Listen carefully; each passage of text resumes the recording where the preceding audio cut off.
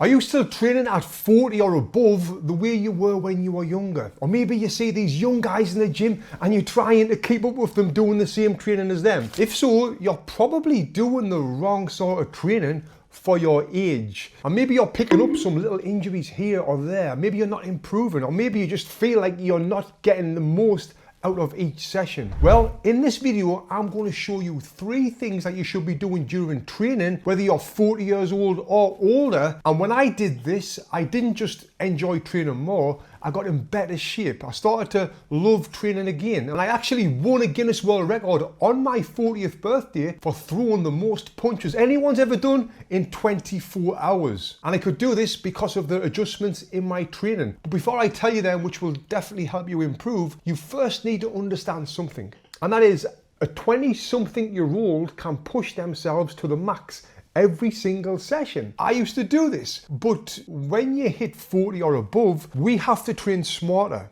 And when we do this the correct way, you can actually get better than you would back in the days when you were going hard all the time. And to do this, you just need to make some small adjustments. But if you don't make these adjustments, you'll probably be going round in a circle and just never improving. And you're also risking a long-term injury. So here are the 3 things. And one of them is something, when I completely removed this from my training, the gains got ridiculous. And I guarantee you're probably doing this as well. Now, number 1, and I'm sorry to say this, because I know it's going to annoy a lot of people who are currently doing this, and that is stop head sparring. Why the hell do you need to get punched in the face? There's absolutely no reason whatsoever for you to do this. But look, I get it. Even after I retired from boxing, being an Olympic medalist and an undefeated professional, I still used to enjoy getting in there and sparring. There's something about that that makes you feel legit, and it's that alpha male inside of us that kind of feels like we need that competition. But what this is doing, it's shortening your life.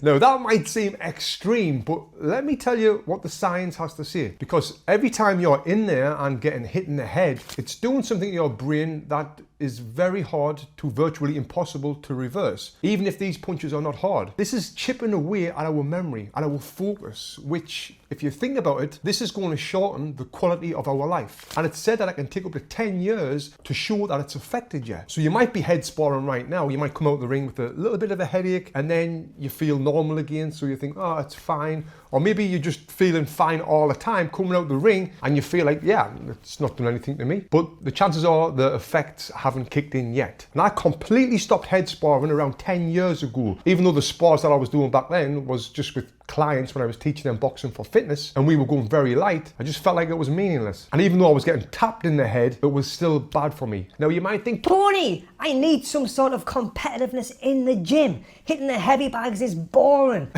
and I understand this more than anyone, mate, believe me. But here's the thing, shoulder and body sparring is very competitive work. And if you're doing it with a great training partner, you can still get hurt when you're doing this, which only keeps that competitiveness there. But you're going to be getting hit with a body shot that's not going to be affecting the way that you live for the rest of your life. And with shoulder and body sparring, you can still work on your timing, on your defense, on your offense, on your counter punches, reading the punches coming, and get an unbelievable workout as well without costing you the damage that it's going to do to your brain. Now you might think, well, Tony, I only spar light taps to the head, I'll be fine. I'm sorry to say it, mate, but they still do some damage. Not as much damage as hard sparring, but me personally, I don't want to take any more damage to my brain than I've currently got already. I've been punched in the head thousands of times since I was 10 years old, and I'm currently doing everything in my power to have the sharpest brain possible. I get brain scans all the time. I'm constantly in the sauna. I'm exercising, eating good, healthy food, which I'll talk about in a minute, and I'm taking multiple supplements every day, like creatine and NMN, which I get from a research company that is owned by a pro boxer who is obsessed with brain health and longevity. And I can't recommend these supplements highly enough because it's supporting me on my brain health journey. And I really thank donotage.org for sponsoring this video. All the details are below for that great company. Now, another thing that I do now to protect my brain, and I'm not telling you to do this, but I don't drink any alcohol because, again, I'm trying to do everything I can to protect my brain. Now, if none of this bothers you and you're thinking, oh, well, I'm still going to spar, whether it's light or hard, who the hell am I to tell you to stop doing this? Well, I'm actually a former successful boxer who's been educating people on boxing since 2012 and a Guinness World Record holder. So maybe I am the right person to tell you, but again, it's all up to you, my friend. Now let's move on to number 2. How do you measure what a good session is or not? Because what you should stop doing, and I used to do this all the time, is stop measuring how good your training session is by how wrecked you feel at the end of the session. Instead, we need to train with intentions. And when you do this, here's what it gives you. You walk out that gym feeling sharp, feeling like you've got better at boxing. You feel happy within yourself because you've just had a great workout instead of feeling absolutely wrecked for work or for the next day. Now, I didn't do this for years. I would always be in the mindset of go hard or go home. That's the way to do this. But at our age, that's wrong. When I was training for the Olympics, yeah, I could do that. I was in the gym over 20 times a week. And even back then, I wouldn't even be doing proper warm-ups or cool downs. I would just go in, go hard and be wrecked and be buzzing with a session, and then because I was so young, my body would recover naturally and I would feel great and go in for my next session. If I tried to do this now, I would be in bed for a bloody week.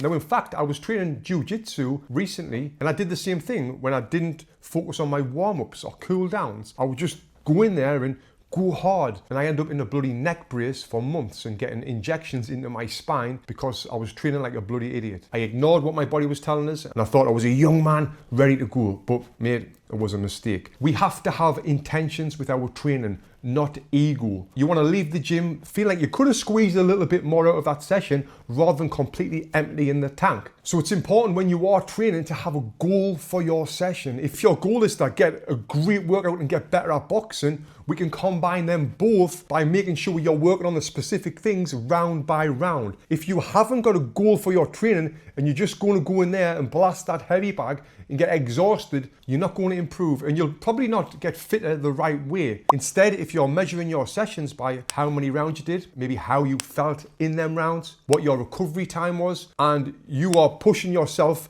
not to 100%, but 80 to 90%. And also in them rounds, when you're pushing yourself, you're working on specific things to help you get better at boxing. It's right then when you will see massive improvements. Now, I want to just say, when we are training at our age, even though we might not be as fast as we were when we were younger, the one thing that we should be working on to improve our defense, offense, punching power, punching speed, our counter punching, our conditioning is our footwork. If you improve your footwork, everything else will improve. And I've got the Footwork Academy, link is below, you should check that out, it's an absolute game changer. Now let's talk about number 3, because this one genuinely scared me. Since 2016, I've been part of the Fighter's Brain Study at the Cleveland Clinic in Las Vegas. This is the largest fighter's brain study in the whole world. And when I went in, I was just thinking, this is routine, it's gonna be cool. But then they showed me the scan results after, and I've never spoken about this before, but I've currently got a large split in my membrane. That's the layer that connects your skull to your brain. And this was off being punched in the head. When I found this out, I was absolutely terrified. I was gutted. You know, I had 2 babies at home. And now I'm standing there talking to this doctor, and I realized that all of these punches that I've taken to the head since I was 10 years old from my 106 fights and thousands of rounds of sparring has all been adding up, kind of silently. And now I can see it right in front of us. And it was that moment that changed everything. And here's what I want you to understand, because this can be beneficial to you as well. And it can have effects on your training. Now, how you train after 40 is only half the story. What you do outside the gym is the other half. And most people, including me for a long time, are completely ignoring the second half. But after that scan, I made some serious changes in my life. I bought myself a sauna because sauna therapy is great for circulation. And when you've got something wrong with your brain, you want to get that blood pumping around there as much as you can to help with recovery. I stopped eating all the processed shitty foods and tried to eat as much organic food as possible, which I'm completely doing now. When I stopped putting that rubbish in my body, not only did it make me feel better in everyday life, but also it helped me perform better in the gym. Now, here's why this matters for your training specifically. When I made these changes, my recovery between sessions improved massively. I was sharper. I was going into training with more energy. I could last longer in my training sessions. I stopped dragging myself through the sessions and I started actually looking forward to training again. You see, Our training is only as good as our recovery. And if you've ever trained when your body is really sore and you're just knackered, you will know exactly what I'm talking about. We're kind of getting the most out of that session. Now, at the age of 40, we can't out-train a bad lifestyle. At 22, we would get away with this, but now we can't. Our body simply won't allow it. But here's the thing that I want you to get out of this. Right now I'm talking about getting sauna therapy, eating good, you've got to drink good, you've got to exercise good, you've got to be smart, you've got to sleep good as well, which is another massive one. It seems like a lot, but just doing small little things at a time will really help you develop these habits, which we want to get into. Right now I've got great habits when it comes to my body, my health, which helps me train in the gym. So by doing these small things, makes a huge difference. Now, if you want to see a video side by side of how I trained when I was 23 to how I trained at 40, if you click this link right here, it'll take you through to a video where I show you how now I train way smarter. If you click here, watch this video next,